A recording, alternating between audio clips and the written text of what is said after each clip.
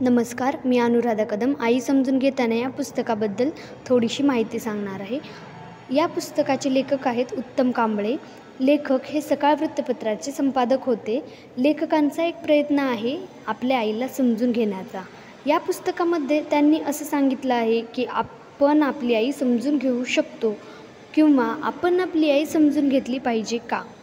आता प्रत्येकालाच असा प्रश्न पडतो की आईला समजून घ्यायचं असतं का?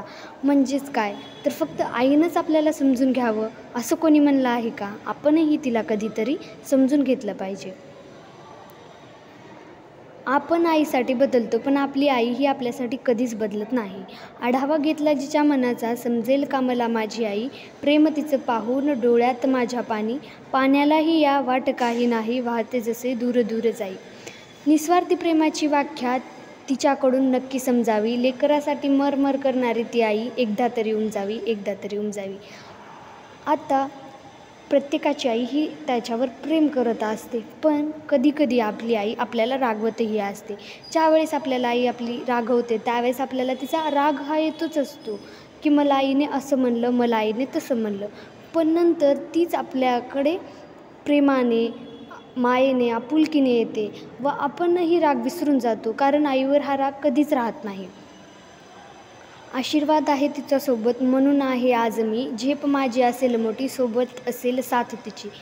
कधीही आपण संकटात असलं किंवा आपल्याला ठेचही लागली तर आपण आधी आईचं नाव घेतो. आई गं असंही म्हणतो. म्हणजेच काय, तर आपल्यावर आपल्या आईपेक्षा जास्त कोणच प्रेम करत नसतं.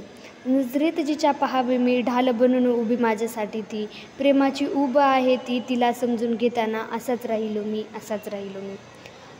म्हणजे आपली आईच आपल्याला समजून घेते. आपण कधी तिला समजून घेऊ शकत नाही, कारण आपले विचारही खूप वेगळे असतात व आईचे विचारही खूप वेगळे असतात. तिच्या खडबूड हाताला असलेली मायेची उब, तिच्या पदरात असलेली खंबीर साथ, तिच्या पदरात असलेली प्रेमाची ही खंबीर साथ. आईची साथ म्हणजे प्रेमाचा हात. जे आपण जगासमोर बोलू शकत नाही ते आपण आईशी बोलतो. मनाला वाटतं की कधी समजून घ्यावं तिला. आपल्या भावना जपण्यासाठी तिच्या मनाची काय होते व्यथा ही कोणाला माहीत नाही. जिवंतपणी पाहिलेला स्वर्ग म्हणजे माझी आई, जिवंतपणी पाहिलेला स्वर्ग म्हणजे माझी आई.